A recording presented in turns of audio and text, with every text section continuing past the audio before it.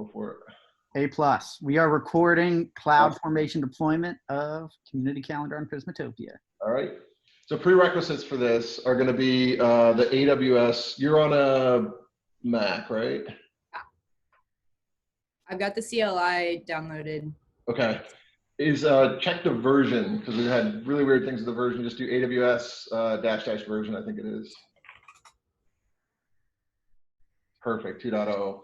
The one that comes with Ubuntu for Windows is like 2.5 years old, and I don't know why they do that. They don't upgrade it, but it screws everything up. I'm not saying Microsoft is trying to sabotage AWS, but it's really annoying that it comes with a 2.5-year-old copy of the CLI. All right, so that's the one prerequisite. The other is going to be, which you should have already, the Prisma command line. Mm-hmm. And I think you should be good to get started. So the way this is configured, if you look in your source folder, there should be a couple right at the root. There's a few files that are like JSON files. If you scroll all the way down, because they're going to be right in the root.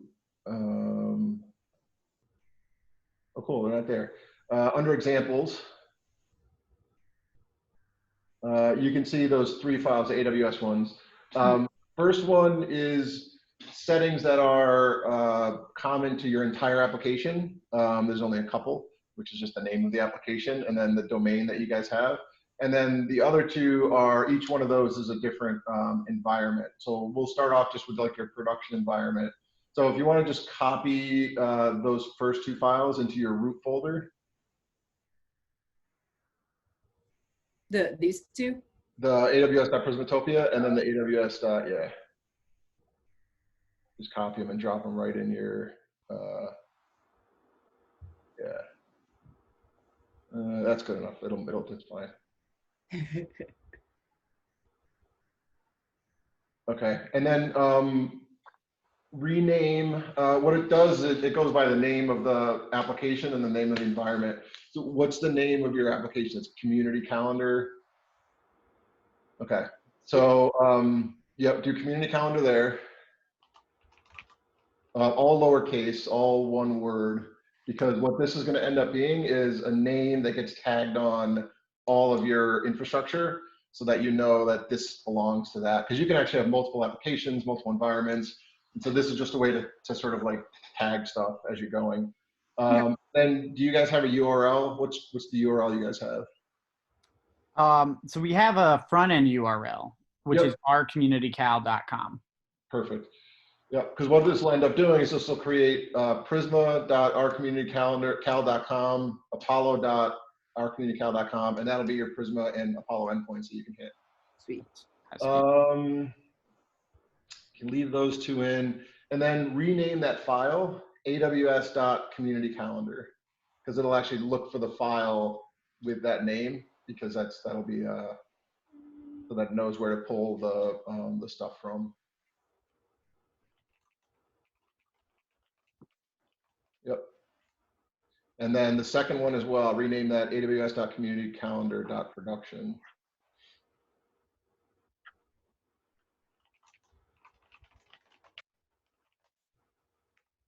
Yep. And then go into that second file, and there'll be a few things. So this is production environment. For the Docker image, let me get you guys set up in our account.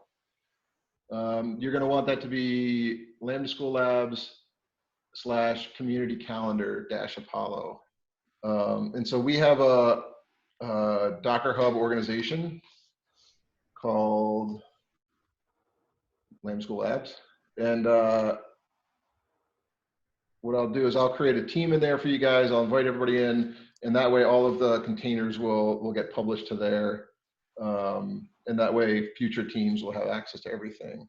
I don't think you guys are in there, no.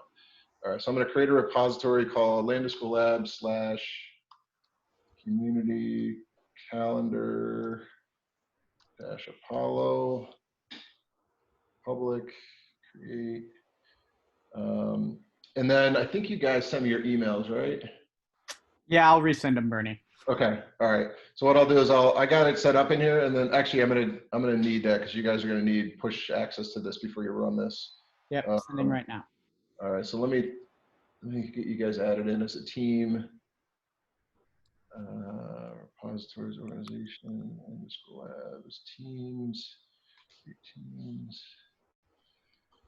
community, calendar, 23.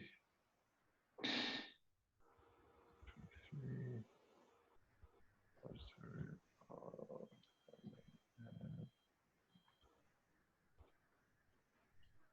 right.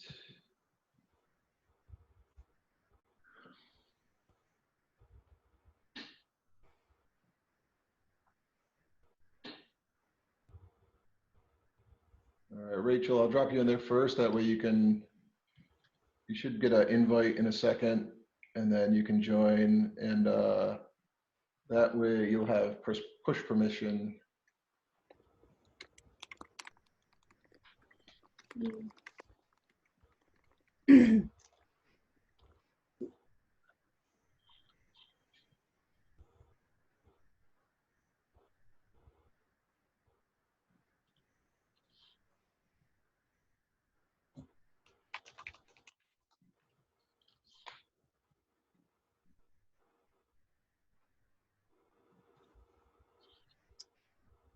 All right. You get in? Yep. Okay. I don't have to, it looks like I don't have to do anything, right? It just says that I've been added. Yeah. Yeah, it's weird how really sophisticated technology Docker is, but their website is, it's not the best. I guess they focused on the technology and not the website, I guess. I was never very impressed with it.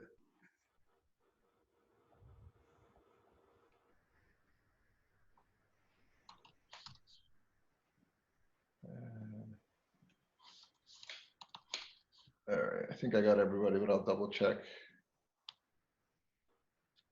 I don't know. I'll have to double check, but at least you got in. All right, so from here, okay. So we got that, and then yes, the Okta account. Just use my personal one that I got on. Yeah, but only just leave that. The keys, just change the whatever the dev dash, and then whatever your code is. Yeah, I got the thing. Okay, you got the key. Okay, perfect. And then the JWT issuer, same thing. Yeah. And actually, I'll show you guys how to set up. You can actually create a CNAME called okta.communitycalendar.com. That's way it's much easier to remember than just weird code. So I can show you how to customize that. It's pretty quick to do. Okay, cool. So this will deploy. This is what you need to basically deploy to Amazon. These are the environment variables that you need, I believe. This is the latest stuff. It looks right. All right. So the next thing is to go into your .env. And one thing you're going to want to change is that ally at the top, the container image. Oh, wait a minute. Actually, yes. Make that the same one with the Lambda School Lab / community calendar. That way it'll actually start, because right now it's just publishing it locally, but you want to start publishing it out to Docker Hub.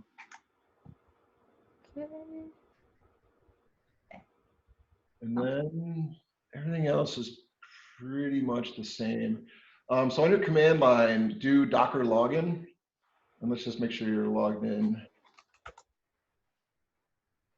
Perfect. All right. And then do make Apollo build. And let's make sure this can push out.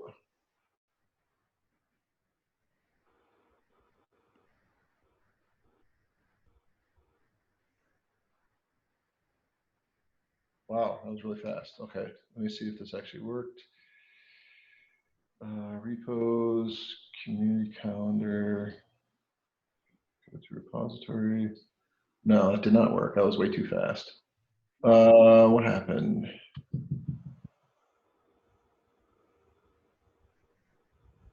Building Apollo container. Do I need to stop my Docker container running or anything before I do it? No, because it should just be pushing it out. Oh, there's that ESLint problem is easy to solve. I can show you how to do that, but I don't think that's going to bother anything. Why did that not push out to the right place? You saved all your ENV files and everything, right? Yeah. Okay. I'll save. So weird. Should Did I spell something wrong? No, because that would fail otherwise. Like it succeeded, which was weird. Go to the back to the bottom again.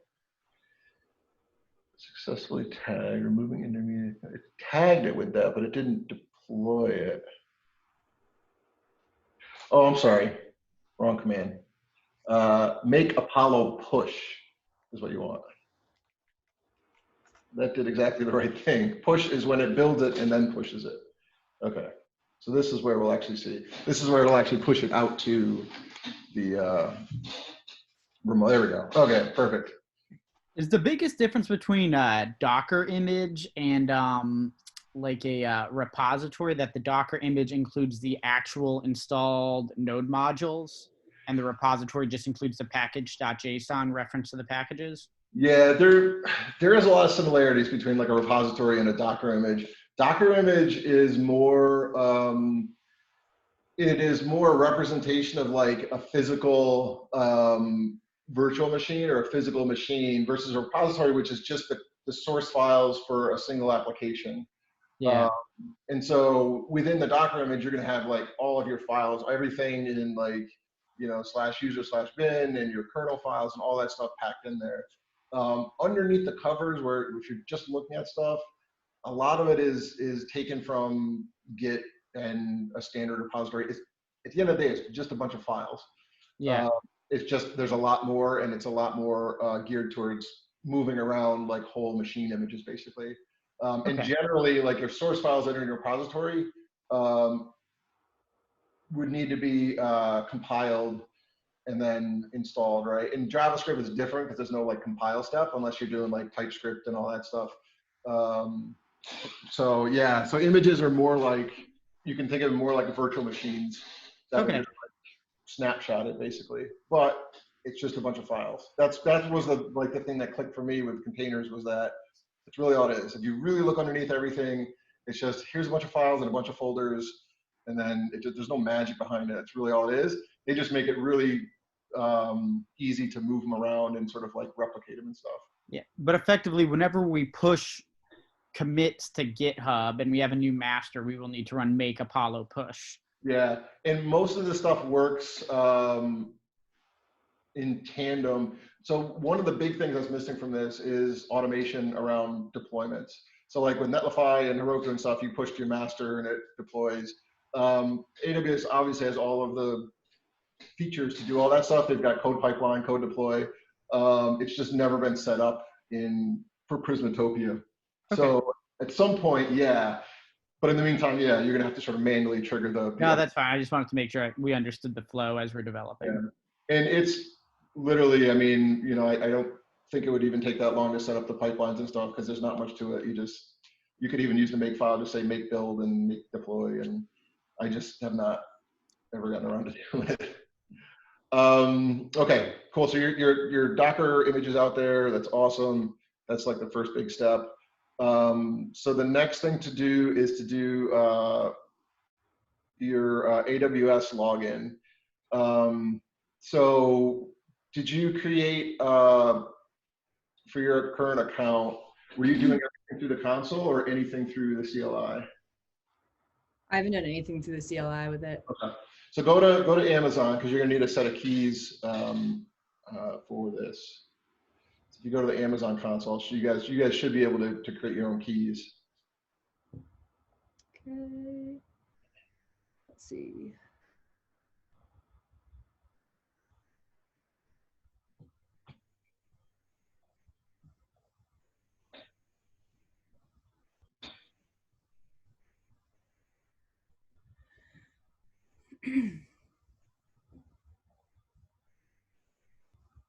Huh.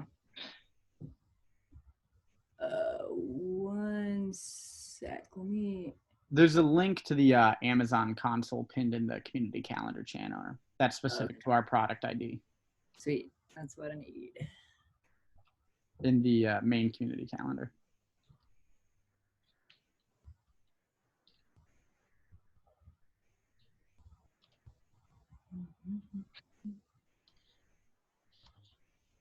Right there under the Trello board and the GitHub repos. Oh, there.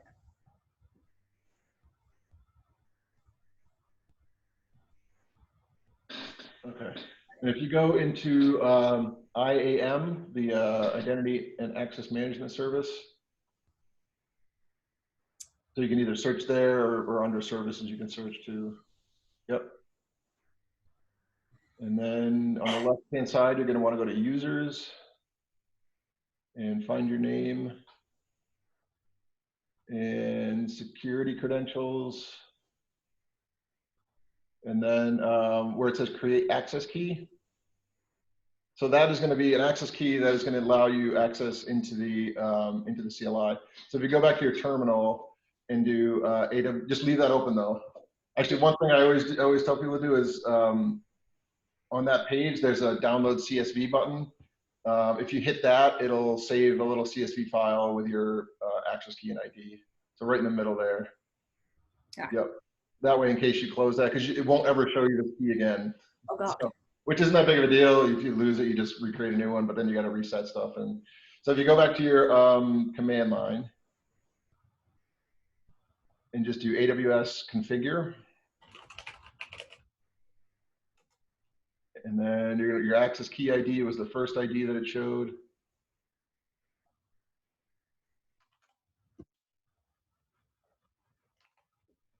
Yep. And then the second one is the access key.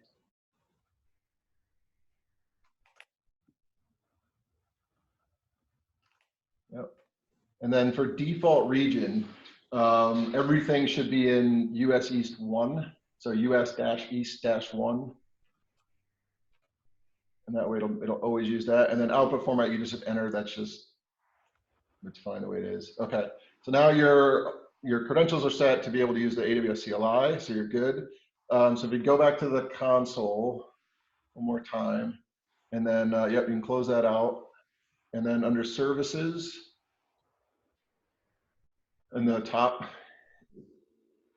yep, you can go to, on the left-hand side, it has like your little history, do CloudFormation, because all this stuff is going to pop up in CloudFormation. And then you're in Virginia, and then on the left-hand side, there's a left-hand menu that slides out.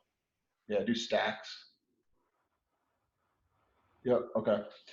So if you go back to your terminal, your console, the AWS. Your terminal, your that console, the dark one.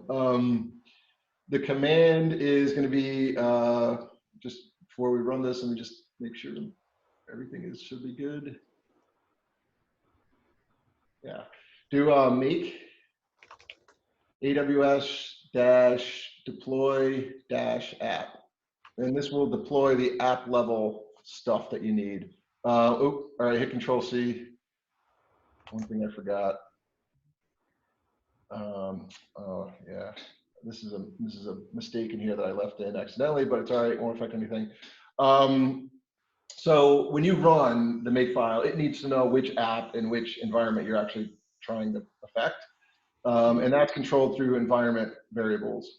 So a couple of ways you can do this. You can do this through your .env file. I always tell people just at first do it through your command line, because that way you don't accidentally blow up one of your environments. Because if you do a deploy and like you're accidentally pointing at, you have it hard coded to always go to production, it'll go to production and it'll push everything.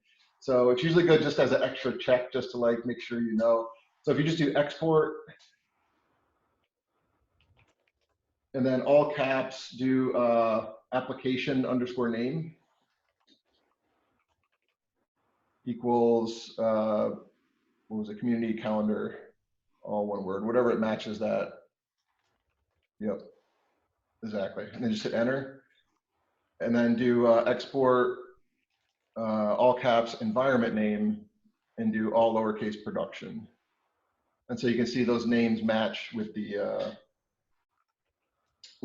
configuration file names.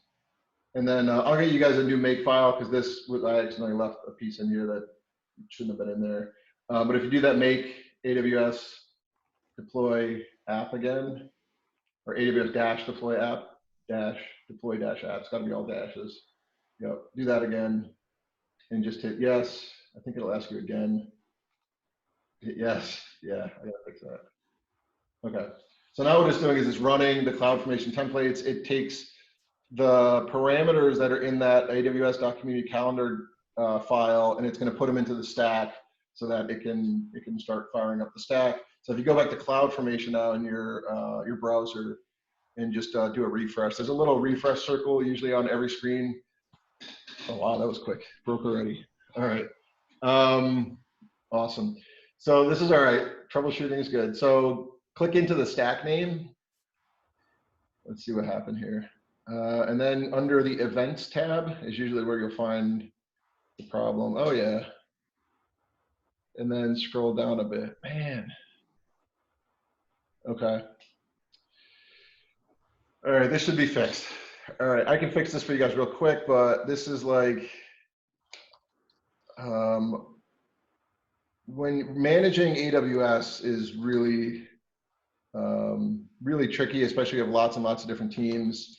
And one of the things that we do is we try and abide by the principle of least privilege.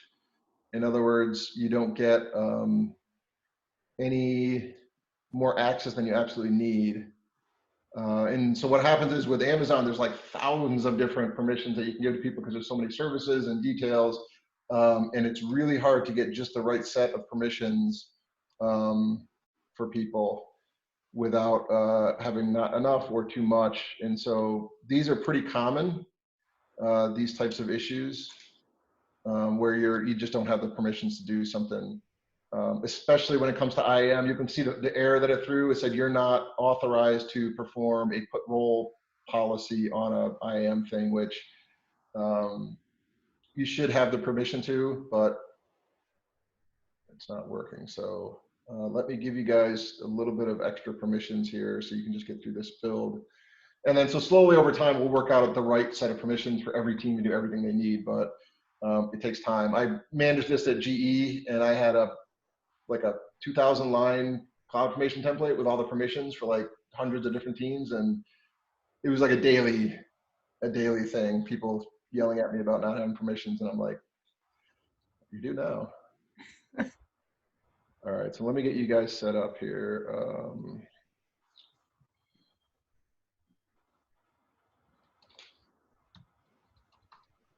Community.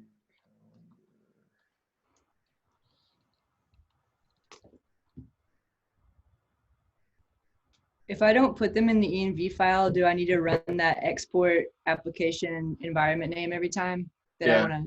Yeah, and that's the thing. Like you can put them in the env file, just remember that they're there, and that if you run it, it'll always go to that unless you override it.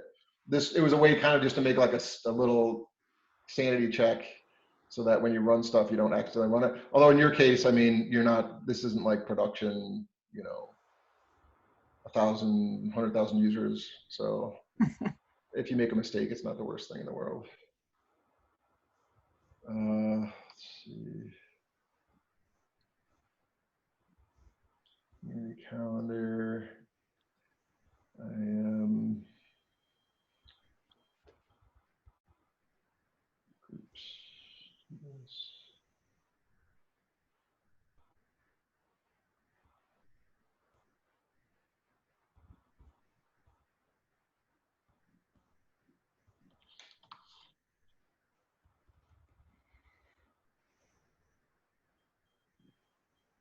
All right, we'll see how far we get now. So one of the weird things about CloudFormation is that when the stack fails, normally it would just roll back. In other words, it would try and reset itself back to the state that it was in before, except when you do it the first time. If a stack fails the first time you run it, it gets stuck, and you actually have to go and manually delete it, and then you can run it again. I don't know why they do that, but it's kind of weird. So if you go back to your browser, if you scroll up, There's a delete button up there. You can just hit delete and that'll just delete it. And then we can run it again. It's a very, I think it's an odd sort of UX thing, but it's been that way forever. So I don't know. Somebody must have a good reason that they do that. And then usually you have to hit that little refresh button and it'll, events, yeah, either one. So it's still deleting stuff. Usually this is pretty quick to delete. Didn't really end up creating that much in here. Usually stuff creates like almost instantly, except for some things. Databases usually take a while. So there's a spot in here where it'll take a while to deploy. It takes like 20 minutes sometimes to deploy a database. And there's a few other things, but usually this goes pretty quick. So just hit refresh again. And come on. Or you can just refresh the whole screen, just do it like a commit. It's still going. Hopefully you have access still. And so that was the other problem, is that it tried to roll this back and delete everything, and then it found out that it couldn't delete the stuff that it already created. So it kind of like, it just bailed. Try refresh again.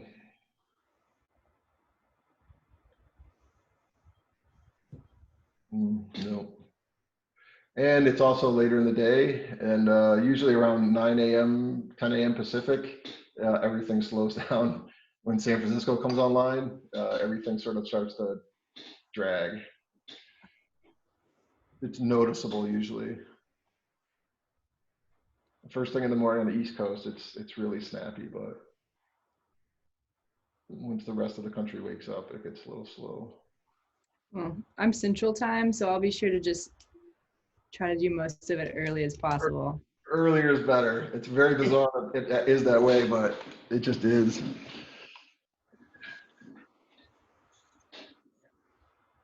And this actually might be something else. This might be actually getting stuck. Let me see. I mean, you shouldn't have logging role, execution role. You've got full IAM access now, so you should be good. Oh, we got some deletes failed. Or yeah, an old. That was from before. Yeah, what it did is I think it created them because you guys had create, and then at some point it hit an error and it went, oh, I need to delete these now, and then it went, oh wait, you can't delete this. So like the permissions are like you have more create than delete permissions apparently. Our engineering team in San Francisco manages all these permissions and stuff. So I'll make sure to get a note to them that this needs to be updated.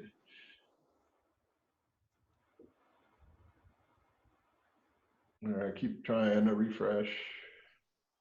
Wow, I haven't seen this one before. Let me see where you guys are at. Cloudformation.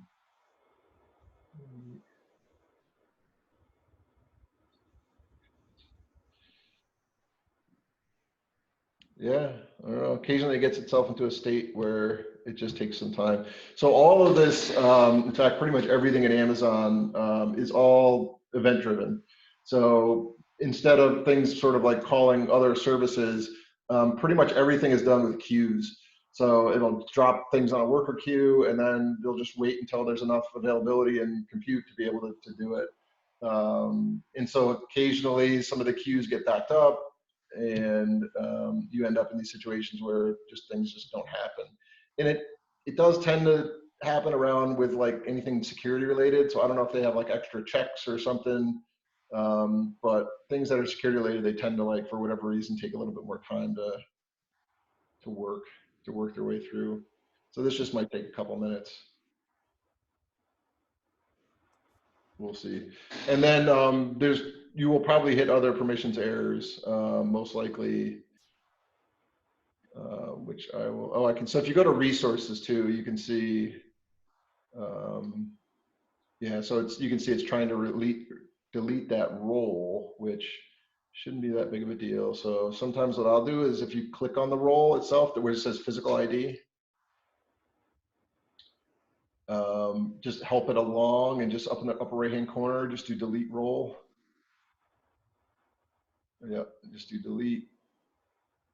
Here we go. All right, sometimes that like helps it along a little bit. Not always, but Oh, where was that? What am I doing? Back to CloudFormation.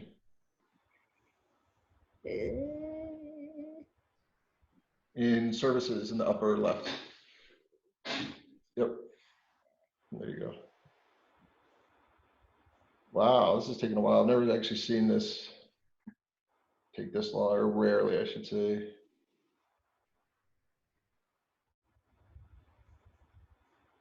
Well, while we have a minute, I can kind of walk you through some more how this works. So if you go to Stack Info tab, there's a couple neat things in here. Where it says drift status, what that is automation is awesome because it can create a whole bunch of things and configure them exactly like you intend them to be configured. The problem is for various reasons, people will still go in and modify those things without using the automation. So if you modify a CloudFormation template and redeploy it, CloudFormation will look for the changes and it will just change those things that need to be changed. So you can actually keep, it's like basically version controlling all of your infrastructure. But unfortunately, because like somebody needs something done right away, they'll go in and like reconfigure something or change a setting or something. And what CloudFormation can do is it can actually analyze that and tell you how far your actual configuration has drifted away from what your template says it's supposed to be. And then you can actually fix it.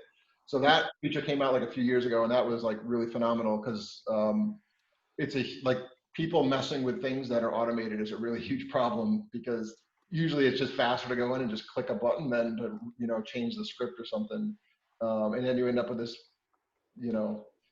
infrastructure that you really have no idea how it's configured. So that's what that is. What else?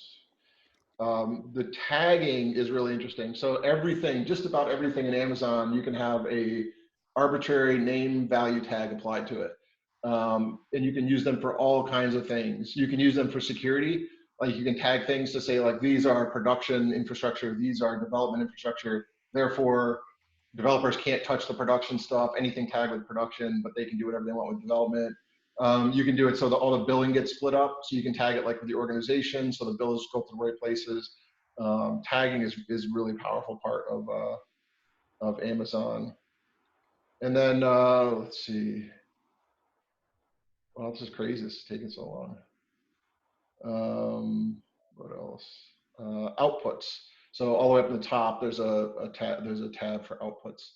So when you build infrastructure within CloudFormation or within Amazon, everything gets like different IDs, as they get built, the actual thing. And what you can do is in your templates, you can output things from your templates and then read them in with other templates. In other words, if I create a server, I can output the ID of the server, and then when I create a load balancer, I can read that ID in from the other template and then use that to attach the load balancer to it. So actually, if you look at the scripts that are in Prismatopia, they use that a lot.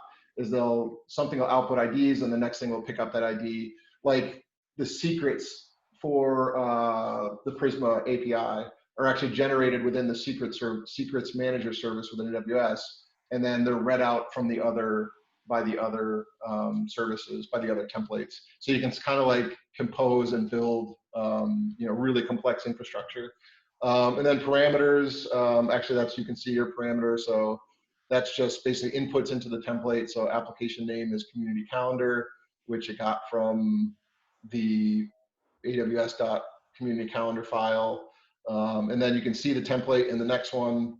And this is the actual template that it builds. 2 resources, IAM roles, one for logging, and then one for your containers to use to basically do their execution and stuff. And so basically it gives your containers some permissions.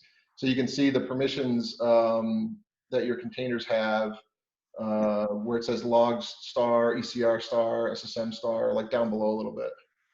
Yeah, right there. So it's basically allowing your containers to use anything in the log service, the ECR service, the SSM, which is, what is the SSM service? I think that's the system manager. So that's basically for storing like parameters and stuff, and then the secrets manager. And so that way your application can call the API, which is nice. And then the last tab is the change sets one, which is empty. But what that'll do is that'll catalog all of the changes made to the infrastructure over time. So you can basically track it. It's infrastructure as code is like really what makes DevOps. It's being able to deploy like this, an entire network, databases and everything else, firewalls and everything with just basically code. All right, so I think I vamped enough. It looks like the stack is finally gone. If you look on the left, it's, yeah, finally delete everything. Okay, so go ahead and rerun that on your command line, and hopefully we'll at least get past that one error. The exports first. No, because those will still be there. Just run the make command. Yeah, as long as you don't close this shell, those will remain there. And you can tell from this one, yeah. So yes to this and yes to the next one. Okay. And then you can go back to your browser and hopefully we'll get a little bit further along this time. And then just do a refresh.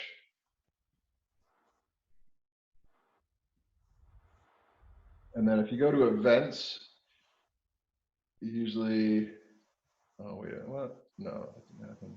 Do refresh your whole screen. You have that cached, I think.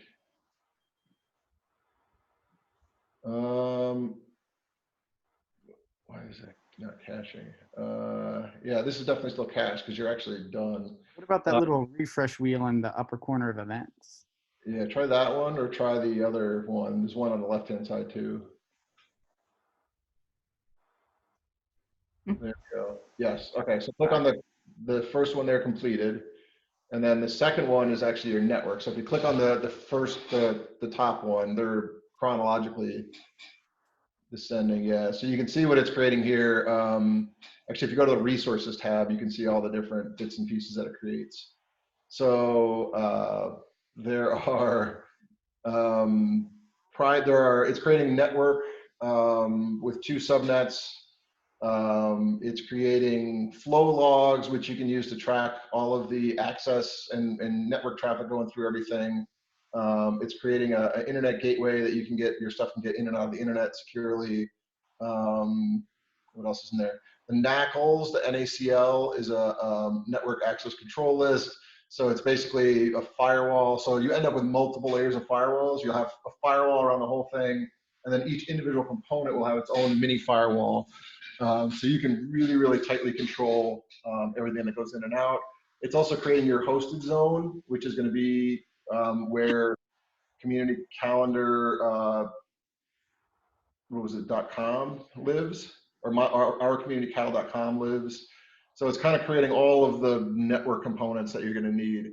And it we haven't updated our name cheap to point away from our Heroku app this yet. Yeah, once you get this up, then you'll have something to point it to, and Okay. because this will give you your servers. All right, I'm guessing this is another yes. Yes, another one. Okay, so go ahead and delete this stack, just the network one. What, this one? Yep, Yeah. put that to delete, and let me give you guys more permissions. Yeah, unfortunately, I thought all this stuff was like resolved, and it is not apparently. And then let me give you guys attach. This is trail, cloud trail full access.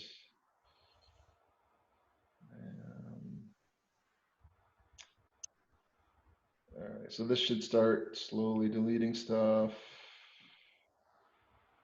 Most of it's deleted. One thing is left. Let me just kill that.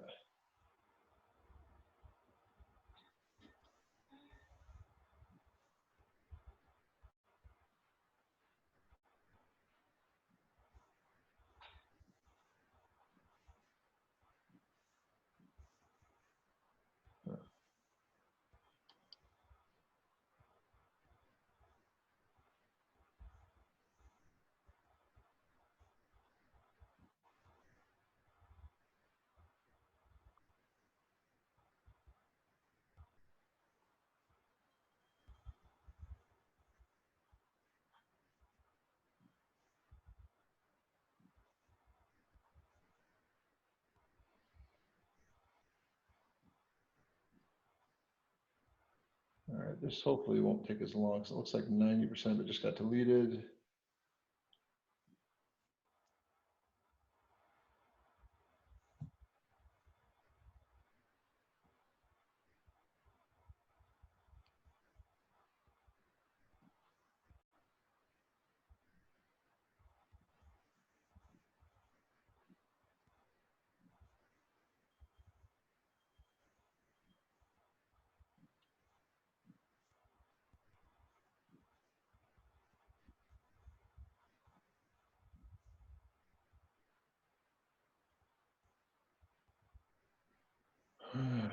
Yeah, this is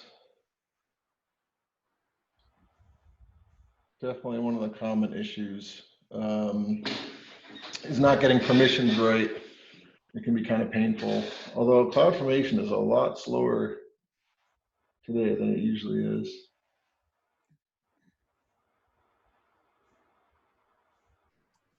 So is Elastic Beanstalk just like pre-configured CloudFormation files? It's exactly what it is. Yeah, underneath the covers, it's pretty much all CloudFormation. The front end really is there just to like take in configuration, and then when you actually deploy it, if you go to CloudFormation, you can actually see the templates there, the stacks there that it's creating. Is every CloudFormation service ultimately just EC2? Underneath underneath the covers, it's all just basically taking existing services, like those core services, and just using those. Pretty much, that's what's incredible at AWS. It's all built on itself, basically. Is they started with this really foundational stuff, made it easy to manipulate, and then we can roll that up into like a higher level service, and then they just kept like rolling it up until you get to where like Amplify, which is like you just plug and play. But underneath the covers, it's pretty much all using their own stuff.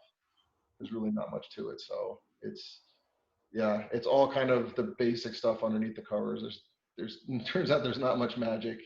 We had a lot of access when I was at GE. Actually, you can go ahead and run that again. Looks like I deleted it. To the product teams and stuff, and learned a lot about sort of the inner workings and everything. And it's amazing how underneath the covers it's so simple. It's incredibly high scale. It's ridiculous scale. Millions of users and billions of dollars worth of stuff. But underneath the covers, they're using some very basic stuff that's not like esoteric or custom or anything. The one thing that surprised me was let me look up the name of it. IP tables. Yeah, it was IP tables. So IP tables is like a really old and way of doing sort of firewall type security on Linux machines. It kind of comes built in. It's just like one of those command line tools that's there. That's actually what the firewalls are in Amazon underneath the covers. Whereas I had it in my head that they had designed these like hardware, like custom FPGA, like firewall things that were, and I found, no, it's just, they just have a way of configuring IP tables underneath the covers, and that's it. It's the free thing that comes with Linux is like driving like billions of dollars worth of revenue. So it's a lot of really brilliant use of existing technology. It's crazy. Yeah. Is it just out of curiosity, is it ngrok? Ngrok. Is that what they use for their networking? I don't know, to be honest, what they do anymore. It was really hard to get information out of them. Yeah.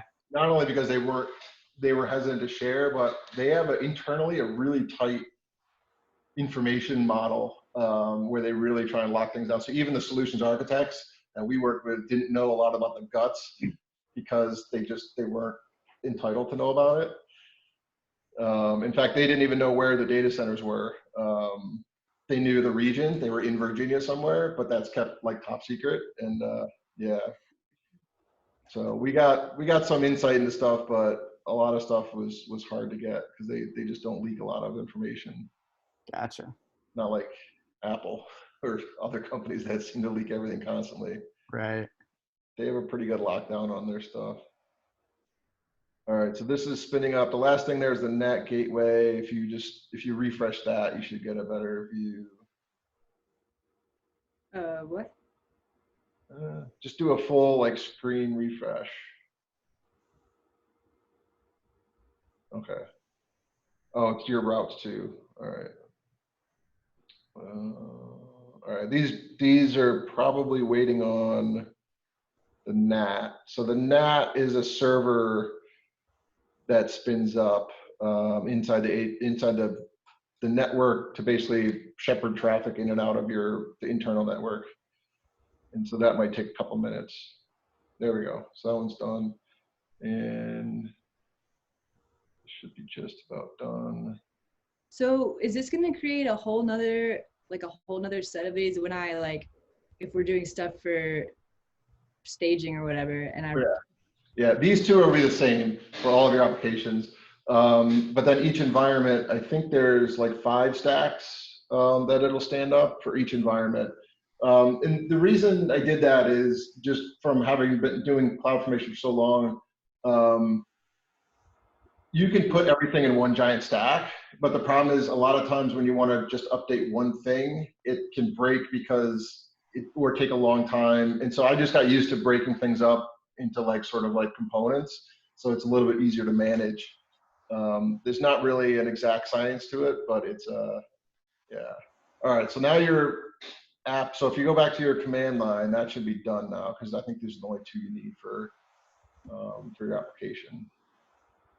All right, so now the next one is going to be make AWS deploy env, and this will deploy the environment where that you set for environment names. So go ahead and yes, and then okay, this one's good. And now this is going to start creating the stacks that are specific to the environment. So anything that was would change between environments like DNS and your actual services and stuff.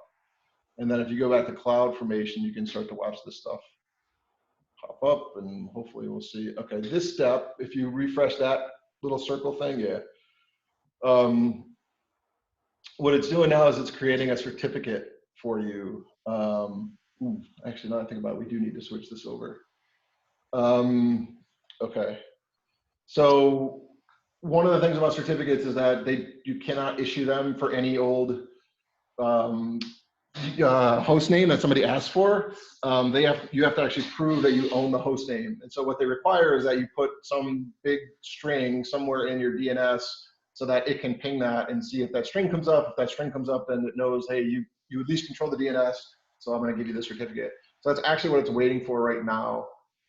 If you go to services in the upper left, and then go to just type certificate.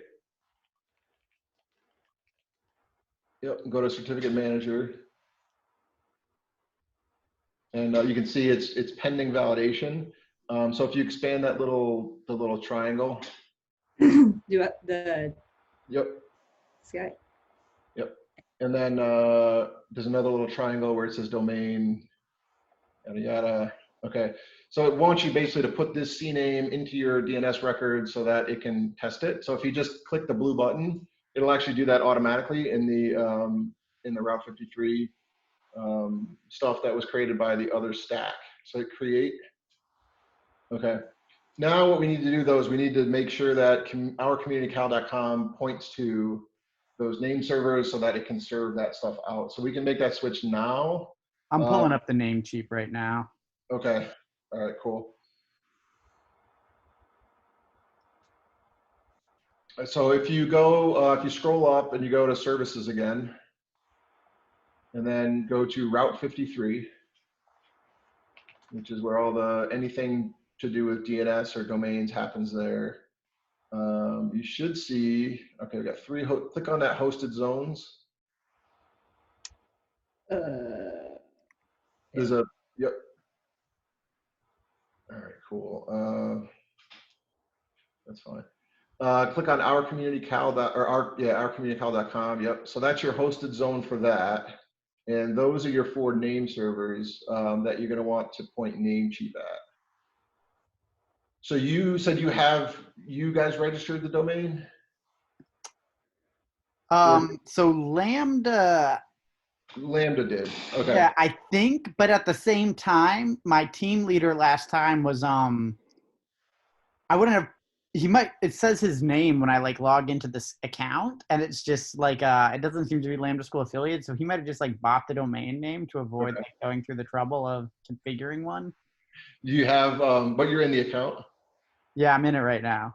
Okay, we can transfer it over to our account too. That way we can manage it. And you see the domain in there?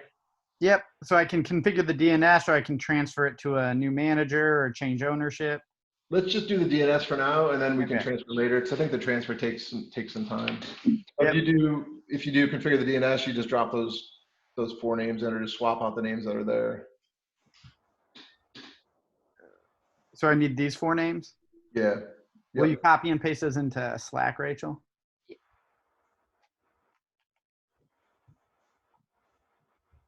And this usually is pretty quick. We've had pretty good luck. This part just taking a couple minutes. Okay. Not what that was. Whoops. Oh my God, I have a lot of things open.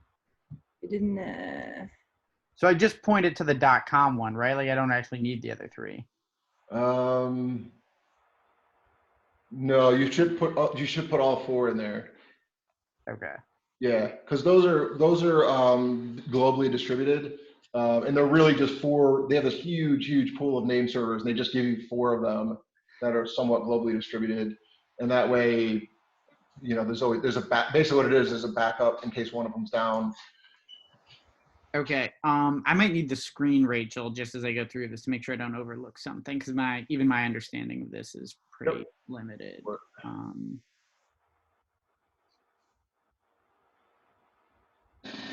So if you go, actually, you don't even need to go to advanced. It's actually just in regular DNS.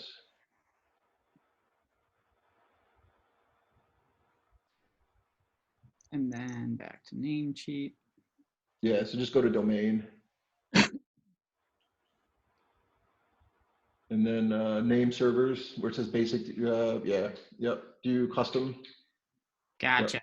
And just drop and get rid of the dot on the end. I think it does that anyways, but yeah.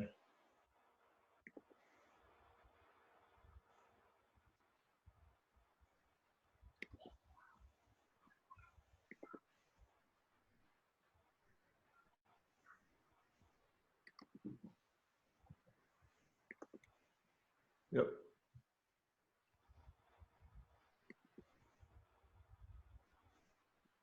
And there's that little tiny checkbox, yeah. And so now this advanced DNS doesn't do anything, or does it still do things? It doesn't anymore, I think, because I think that only matters if you're using their DNS, basically. Yep. Yeah. Okay. Cool. Yep. Gotcha. Okay, this makes sense. So this is the dashboard to configure their name servers to do what I want. Exactly. And now I'm just pointing at Amazon's name servers, and they're going to do what I want for me. Exactly. Now you'll manage all the C names and A records and all that stuff in there. Although for the most part, there's really not even anything to do, because Prismatopia takes care of the back end stuff. Amplify does all the front end stuff automatically. It's pretty hands off for the most part. Cool. A lot of layers to the onion. No doubt. Yeah. All right. Not gonna say I miss Heroku. Yeah, it's definitely a different experience. That's definitely a different experience.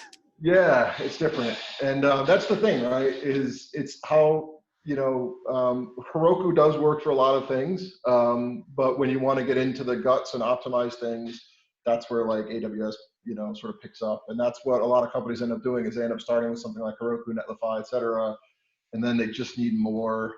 They don't have the buttons to do it. They don't have the controls, and then they just invest the time into like AWS and ramping up. And AWS does have some stuff that's not as complex. That's more straightforward. Beanstalk is pretty straightforward, but not for GraphQL. There is a GraphQL service kind of app sync, which they have, but even that is pretty complicated. Although I would imagine usually their conferences like late in the year, they'll probably announce like a push button GraphQL thing. Generally, it's not worth building stuff on AWS because within like a year they'll replace it with their own service that will be really easy to use and it'll cost like 3 cents an hour.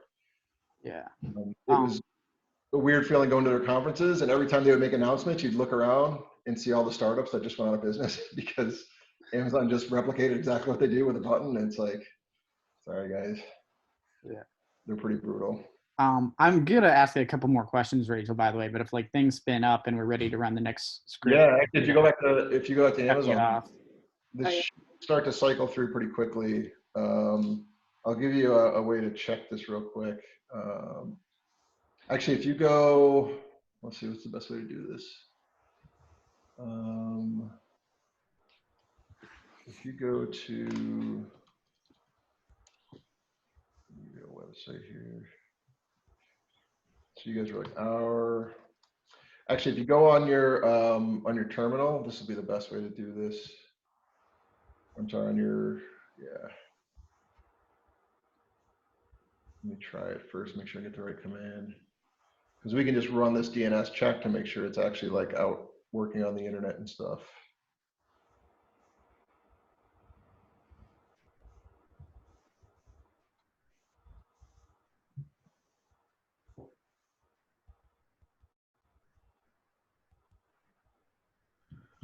Come on.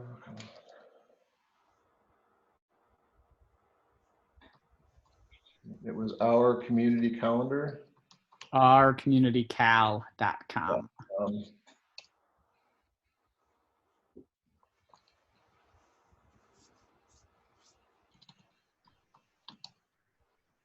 Okay, so if you run a command, if you could open a second terminal window, do dig space -t space NS, capital NS, space, and then ourcommunitycal.com. And then hit enter. So that shows you that when you ask name sheet who the name servers are, it's now coming back with the Amazon ones, which is good. And then let's see, one more thing.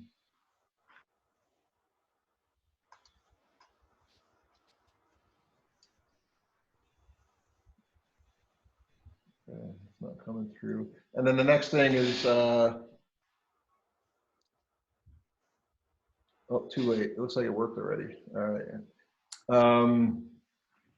So if you go back to CloudFormation, you should be good to go. It looks like it moved on. Yep, so it moved on. Now it's creating some pieces of the network that are specific to that environment, which really isn't much.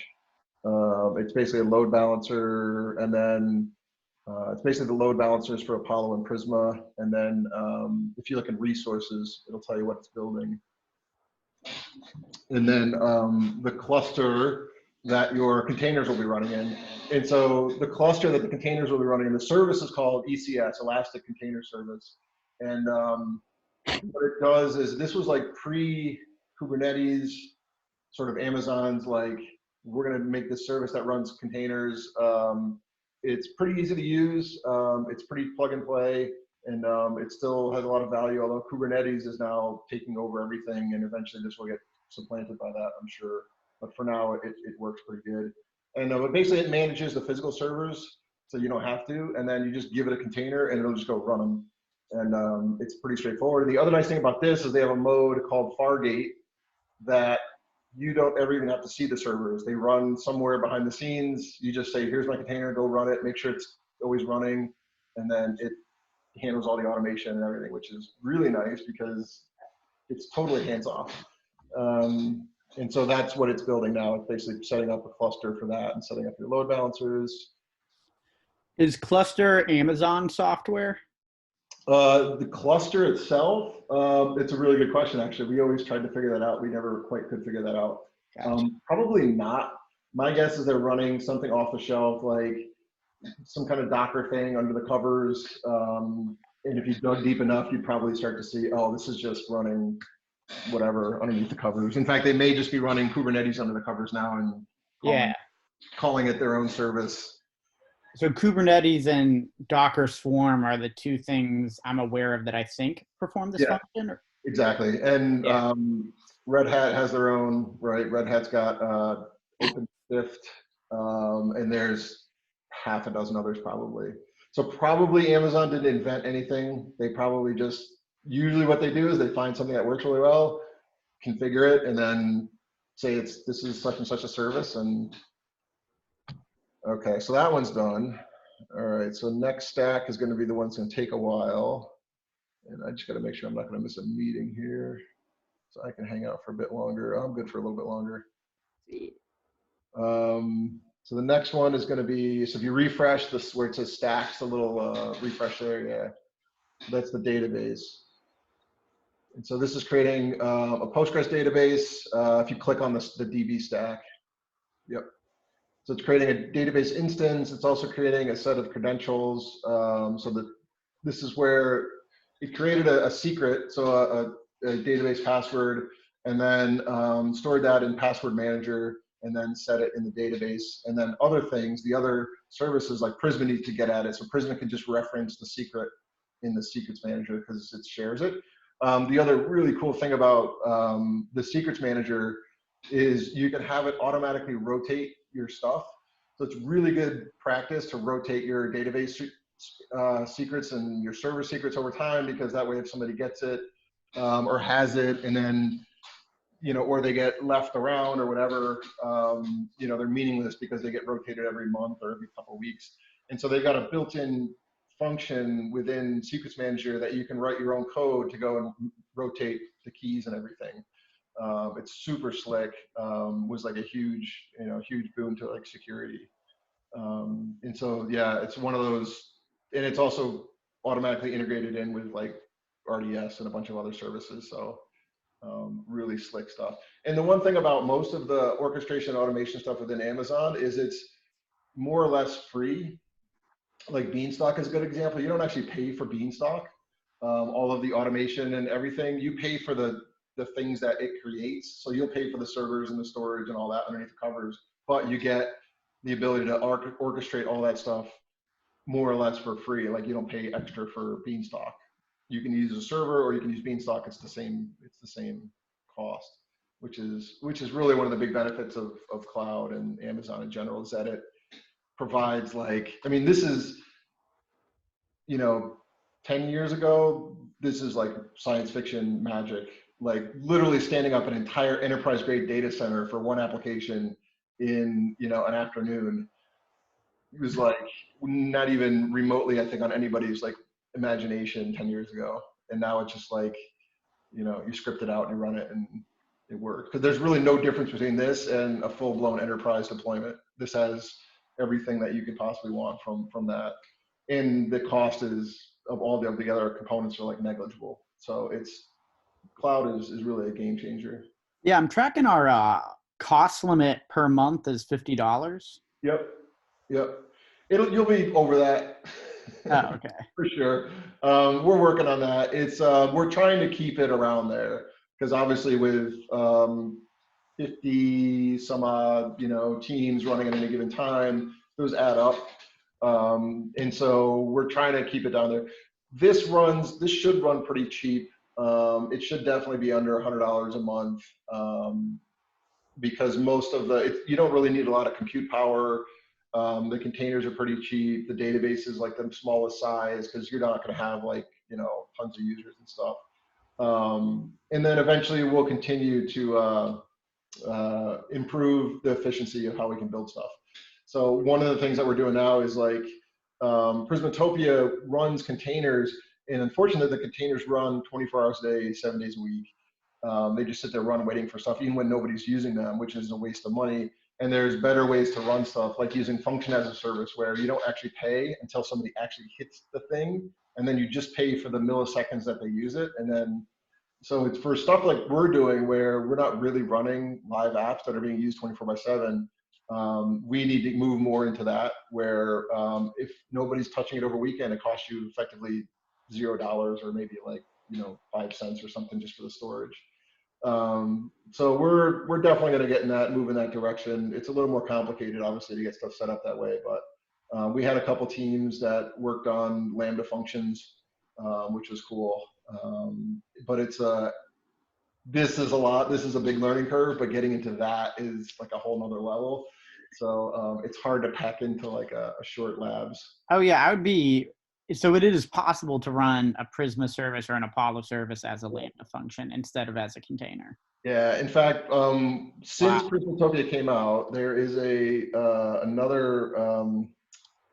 another framework called Redwood JS that has come out. And Redwood JS is effectively the same stack, but from my understanding, and I haven't really dug into it yet, is they will deploy to Lambda functions so that you end up reducing your costs. We actually tried that a long time ago. This was probably like 3 years ago with GraphQL in Lambda, and we actually had a bunch of problems with it. We had latency issues that were, I'm assuming, are resolved by now. So yeah, eventually we'll probably get onto this Redwood JS stack, and that will probably replace Prismatopia because I think it's pretty much the same stack. It's just they've taken the extra step of running it on Lambdas, but also they have an entire community around this, whereas Prismatopia is effectively just me at this point. So I'm going to kind of migrate over to this, but that's what happens a lot is you start to build a service. Like I said, in the next thing you know, Amazon has a button for it, or somebody else comes out with a, you know, a community around it. So, but it is pretty cool. This Redwood JS thing right now, and it's something. You're right. It's React, Apollo, Prisma, Jest, Babel Web. It's got everything sort of like built into it. It's pretty full featured. So yeah. And this came out. I don't remember when this actually.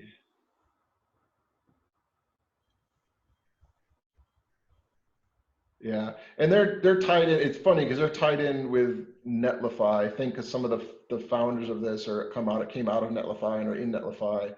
But they're also using Lambda functions under the covers. So I think what we would end up probably doing is making this so you can just deploy to Amplify and Lambda under the covers. That way you're just basically all in AWS and easier to manage. I'm guessing the reason they're using Netlify is, like I said, because I think they're getting funding from Netlify. So, yeah. But there's nothing really restricting it to Netlify. It's pretty much the same thing.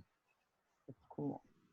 Man, but this is a lot for me to process. Like having just wrapped my head around the idea of containers to now be like, there are no containers. There are just ghosts that live inside of data centers. Although that send me data through something called the Lambda function.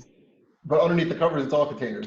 That's what that's all a Lambda function is it's just running containers, but just for a very short amount of time. Oh, okay, gotcha. Yeah, so it's still containers. It's just Lambda is actually the way like containers were meant to be built. Like this idea that we're running containers as if they're servers and just letting them run was kind of like, I don't know, like it went against the spirit of containers. Like the people that were building containers and Docker were like, why are you doing that? Like we're giving you something that you can spin up and spin down really fast, and yet you're spinning it up and leaving it for 8 months as if it was a server. So it's kind of an abuse in a way of, but you know, given that all the frameworks up until now were built on that concept, it's hard to take, like you have to completely change the way you build code, right? Because you can't just write an Express app that runs and then change it. Like you have to start thinking more in terms of like event-driven, you know, sort of that methodology, that architecture.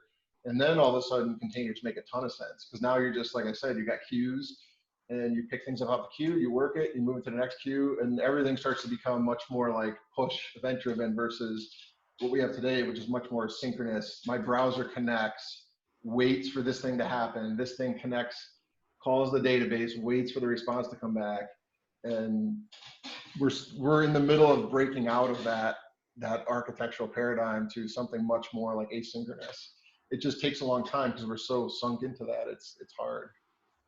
It's hard to break out of that because everything is built around that.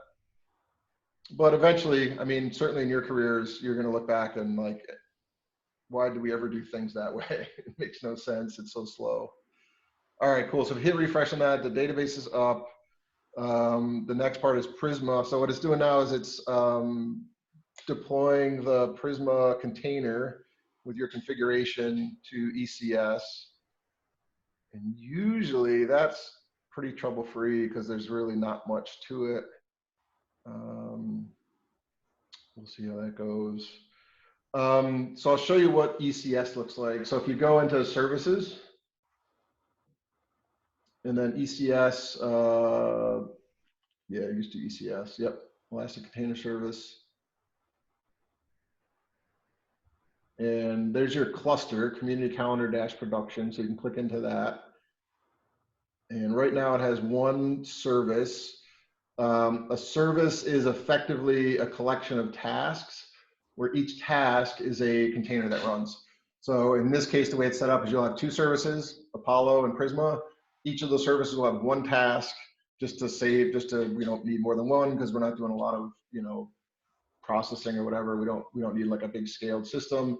So it's just kind of a one-to-one thing. You'll have a cluster, two services. Each service will have one task, which will just represent one container running, exactly like you have locally in your machine in Docker Compose, just one instance of Prisma, one instance of Apollo.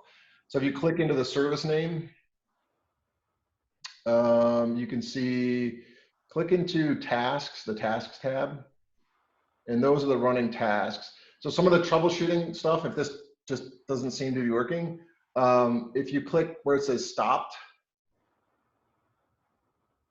What? right next to running, it says there's running and stop, and there's, yeah. If you click on that, okay. It's because what'll happen is ECS has a built-in sort of like deployment mechanism where it will do like, it'll deploy things so that there's no service interruption. So basically it'll leave the current version running.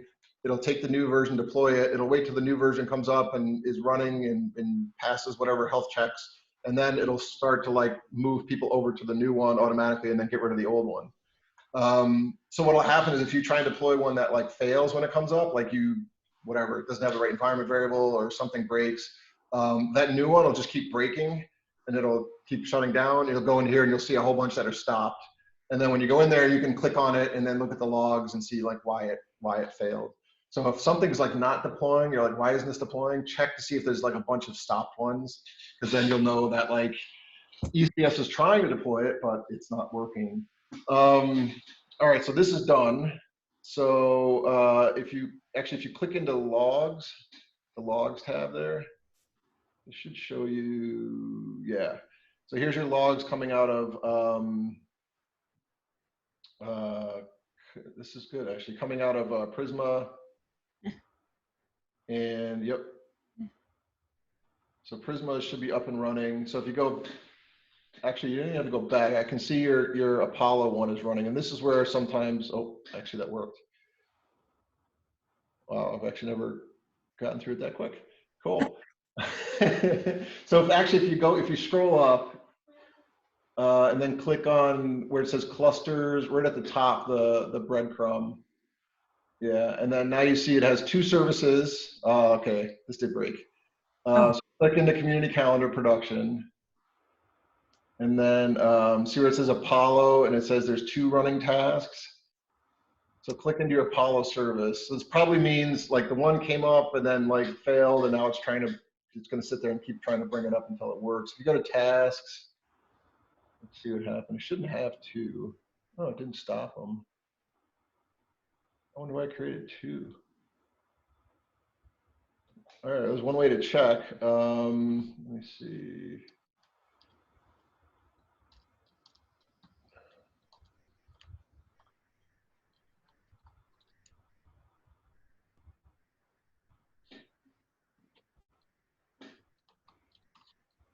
There's a little refresh circle in the corner over there. Yeah, hit that and see if it, maybe it thinks it needs two for some reason.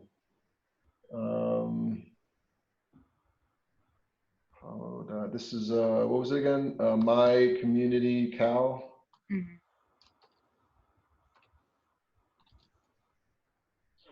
It's not there yet. Our community cal. Oh, let's do it. Yeah, our. Oh, cool. Okay, so if you go to, first go to prisma.ourcommunitycal.com.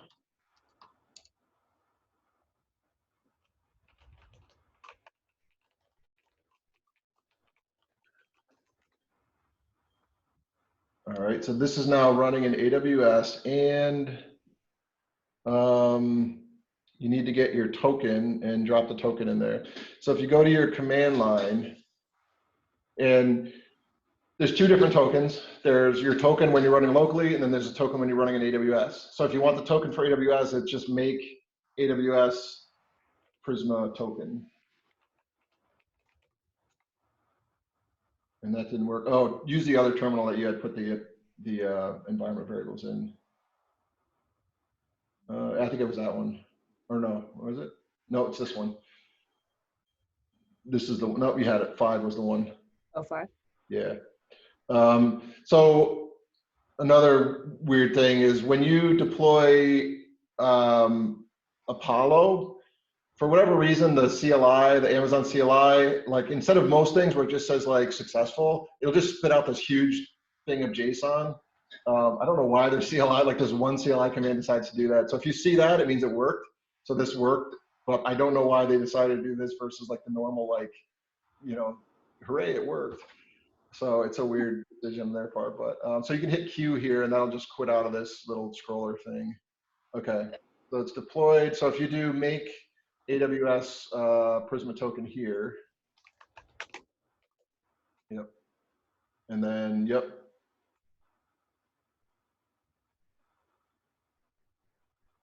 and then this looks good. Okay, so there's your token. So go ahead and grab that, and then go back to the playground. And then under headers, yep, put in your authorization token.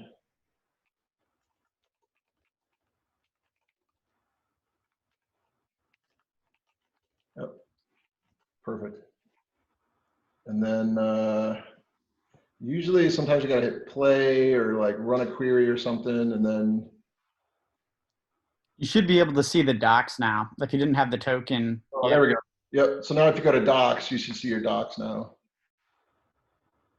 There you go. Perfect. You don't All have right. the token, you just get the spinner. Yep. So now you've got Prisma working. So this is obviously, this is only here for like testing. Like you don't want to ever hit your Prisma endpoint like to do anything other than like to deploy or test, because obviously it's wide open. You never want to share this key. It's really the real API that you guys are going to expose to anything, any other client is going to be Apollo one, because that's the one where you've got the controls on everything. So if you go to apollo.rcommunitycal.com, that should be your Apollo endpoint in AWS.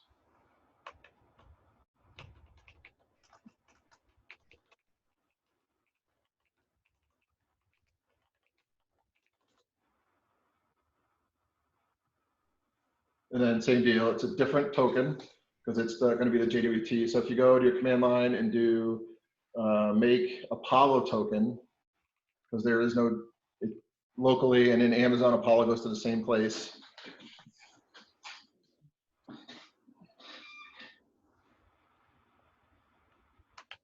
So there's 2 tokens that come back here, an ID token and an access token. Do you know that, or can you explain the difference? I'm sure you know the difference.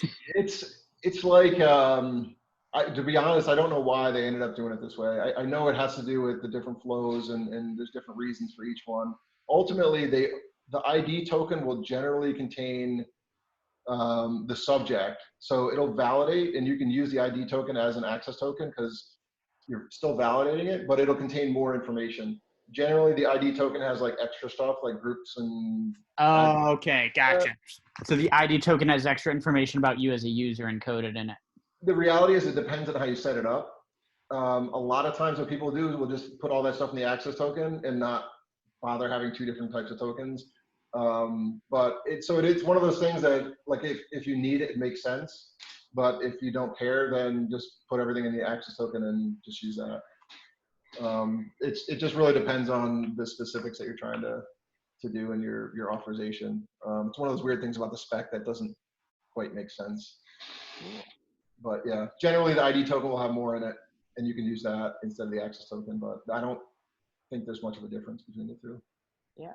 Well, that was awesome, Bernie. I know you were with us a little bit longer than expected. I think there's one specific set of questions we wanted to ask you before you got to run to somebody else. And I want to make sure. Yeah, I got like a minute. So Okay. Shoot it out So right now we can't access anything on our Apollo endpoint without an Apollo token. Yep. However, the way our website is designed is you're supposed to be able to see the entire list of events Yep. Without logging in. without logging in. So that's going to be something we achieved with Auth0 and a slightly different way of managing our authorization context. I guess what would your pointers or recommendations be? in the way it works within the React component within its middleware, right? There's a secure route middleware that Okta uses, and that's for the routes that you want secure. So if you have oh, let me think. Right, because you're just going to Apollo. It's GraphQL, which is going to be different.